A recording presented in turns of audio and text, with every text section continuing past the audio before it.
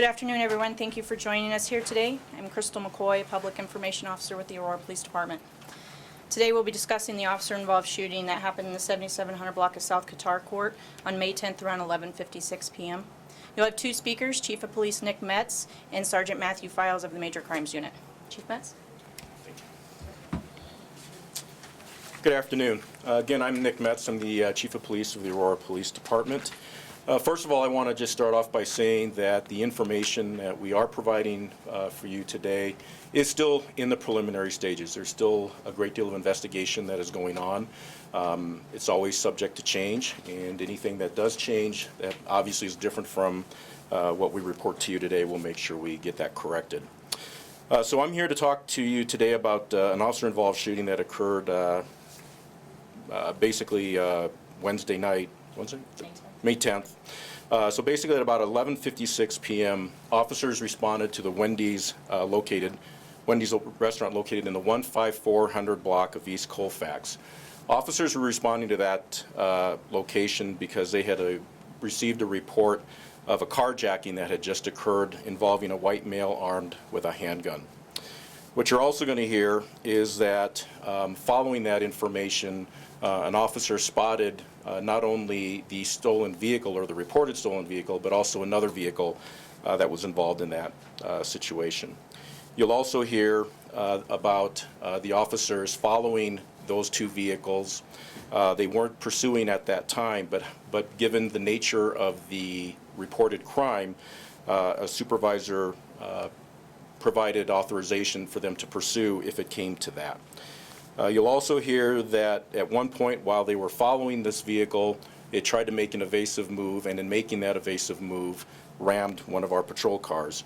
That is when the pursuit started. You'll hear that the pursuit started from there, went on for several minutes, later crashed. That vehicle crashed into basically a dead-end area. Officers confronted the suspect. The suspect produced a handgun. Shots were fired, and shots were fired by the officers. You'll hear that a witness who was also in that suspect vehicle made statements later that the suspect said that he would kill cops if necessary to avoid going back to jail, and also will confirm that the suspect did raise a gun towards officers. You'll also hear that after being shot and being taken into custody, that the suspect still had the gun in his hand at that time. So that's the basics of that information that we are going to provide for you. I'm going to ask Sergeant Matthew Files to come up and go into a little bit more detail about the investigation. Sergeant? Thank you. As the chief said, the initial incident began at approximately 23:56 hours. That call was of an armed party that had taken a vehicle by force, producing that handgun. That information was aired to include a description of the assailant and direction of travel with the second associated vehicle. At the time of this call being aired, we had an officer leaving headquarters here on Chambers and observed both those vehicles at the light here at Alameda and Chambers, and was able to identify that the occupants fit the description that had been provided. And for assurance, he radioed for dispatch to confirm that both the description of the vehicles, the description of the parties, and that was, at which point he indicated that he had the vehicles. The officer did not initiate the stop then based on the danger that the suspect posed. He waited until he had other units with him, and that is why the initial stop began on Mississippi and essentially Rifle. Now, this was approximately 2 miles that it took for other officers to get in the area to assist. At that point, the stop was initiated as a high-risk stop, again because of the danger that the suspect posed, being armed. That suspect had the opportunity to stop, chose not to. He attempted to evade. He became aggressive with his vehicle. He struck one of our officers with his vehicle, our officer's vehicle.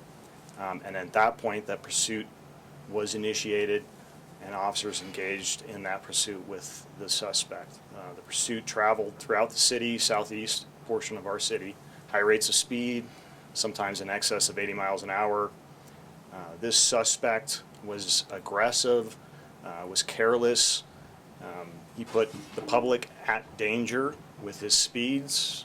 He was traveling southbound and northbound lanes of traffic on Tower Road at various times. Officers in the district were responding to mitigate the danger to the public. They were blocking intersections.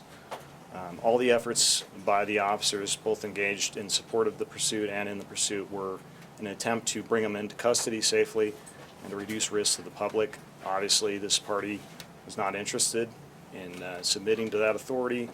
Ultimately, the pursuit ended up out east down Gun Club, again, high rates of speed. Once it became apparent that he was going to run out of roadway, there was a plan to make intentional vehicle contact, pin him in. The vehicle did spin out. He was successfully pinned by multiple officers' vehicles. He immediately produced a handgun, and officers were forced to discharge their weapons in defense of themselves and others. There was a female occupant in that vehicle. She was not harmed during the shooting or this incident. Once the party was no longer a threat, he was removed from the vehicle. When he was removed, he still had possession of the weapon, which was a handgun. The handgun did have rounds of ammunition in it, and it was a stolen handgun. The party was placed into custody. First aid was administered. The party was transported but succumbed to the injuries. I think we can take questions if there are any. He had the gun in his hand. Was it the gun ever pointed? The gun was originally produced aggressively towards the officers, which necessitated them discharging their firearm, yes. How many officers fired back?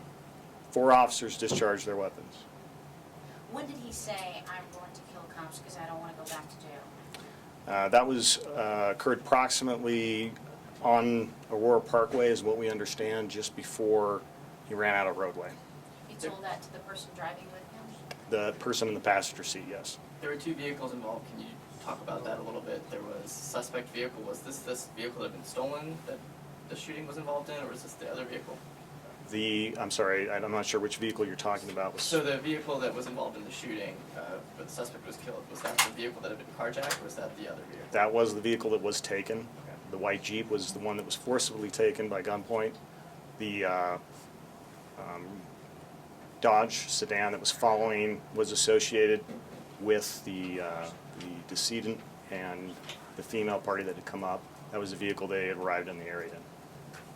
Why don't we take a break just real quick, because I know there's some microphones that need to be put on the stand. Just hold your question. Hold on, just a sec.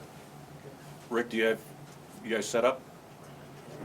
I just don't have anywhere to shoot. Thank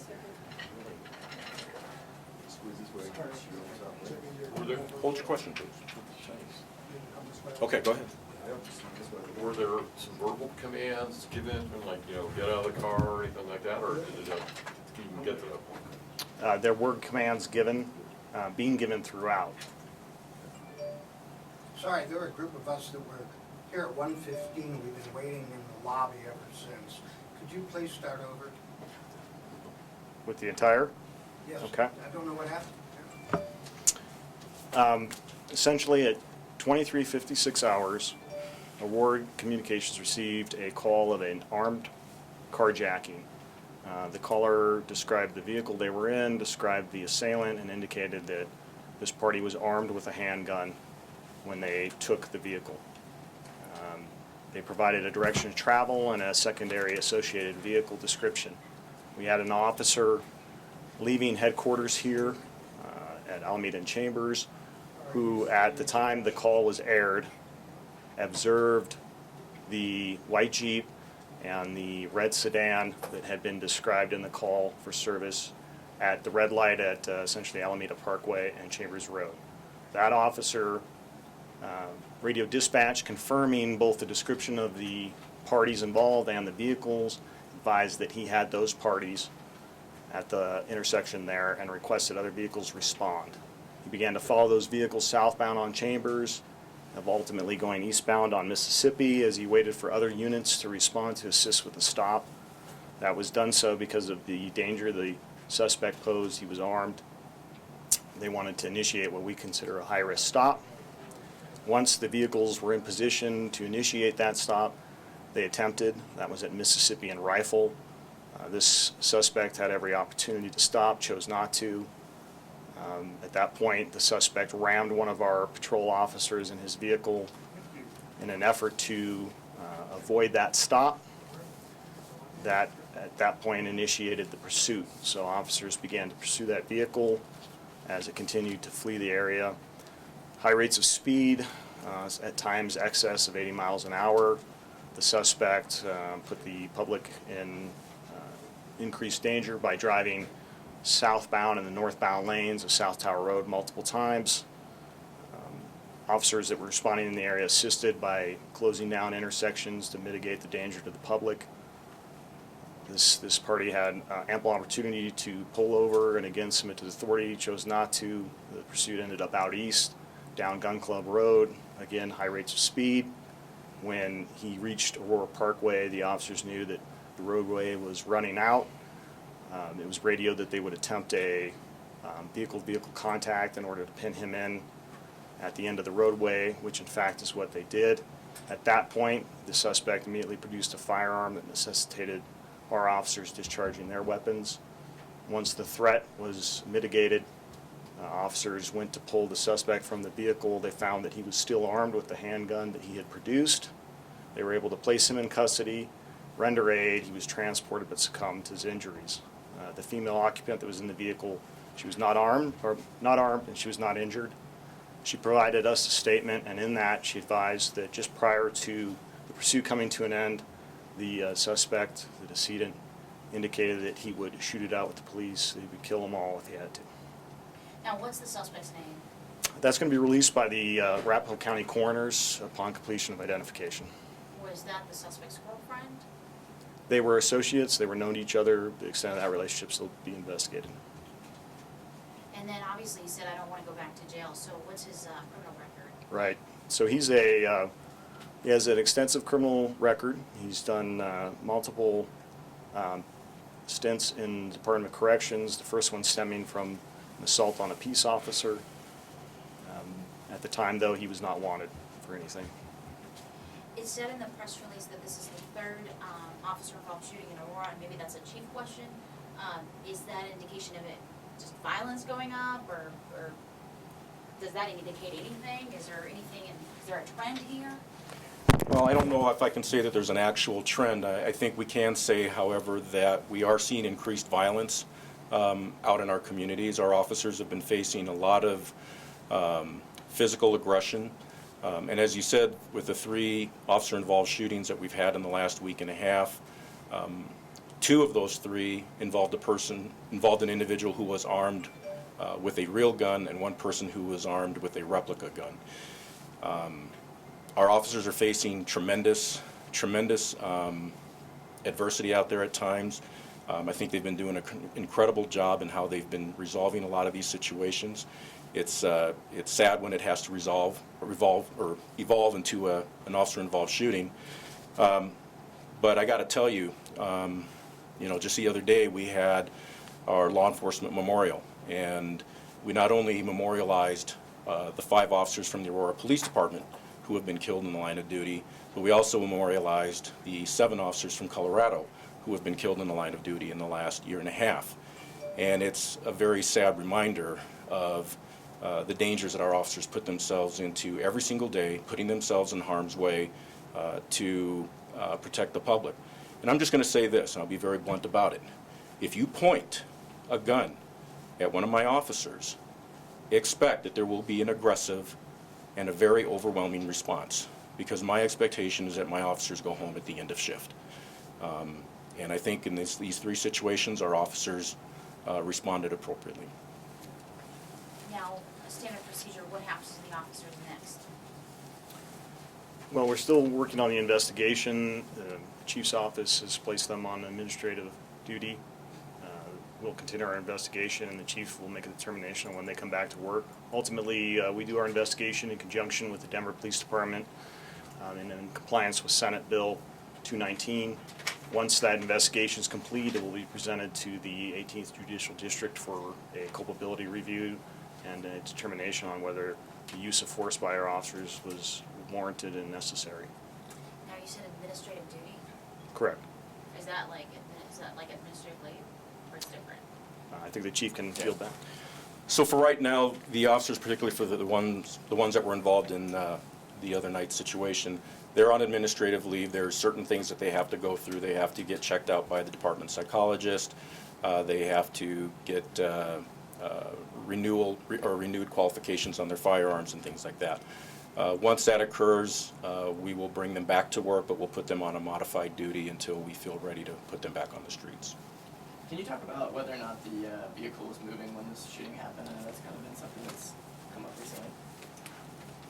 Right, so I had mentioned that the officers had formulated the plan to pin the vehicle, trained in that maneuver, and that's exactly what they did. So this vehicle was not mobile because of what the officers, the action they took by pinning it with their vehicles. I wanted to ask, with 4 officers involved, how many rounds were fired? We're still doing the investigation. I can just tell you that multiple rounds were fired. You know, chases in the metro area are kind of uncommon. I know that I thought there was a metro-wide chase policy, no chase policy except for in specific circumstances. Can you guys talk about why a chase or pursuit was initiated or allowed in this situation? I think the chief can handle it. All right. Yeah, we do have a pursuit policy, but however, in this situation, because the call came in as a violent crime, the fact that it was reported that the individual was armed with a gun, even prior to the pursuit occurring, a lieutenant who was monitoring what was occurring gave authorization to the officers to pursue the vehicle in the event it came to that. They hadn't started pursuing yet. And even after that, they didn't immediately start the pursuit. It wasn't until after he rammed them, taking violent, aggressive action with his vehicle against one of our officers. Chief, along the lines of the question was asked previously, I count at least 7 officer-involved shootings with your department since November 30th. Have you had any word with your officers about so many officer-involved shootings and whether they should take further training or precautions? Well, our officers go through in-service training, they go through qualifications, they go through reminders about department policy as it pertains to use of force and use of firearms. Our officers are very good, and I think they've proven to be very good in these situations to recognize the situation, recognize the threat, and respond appropriately.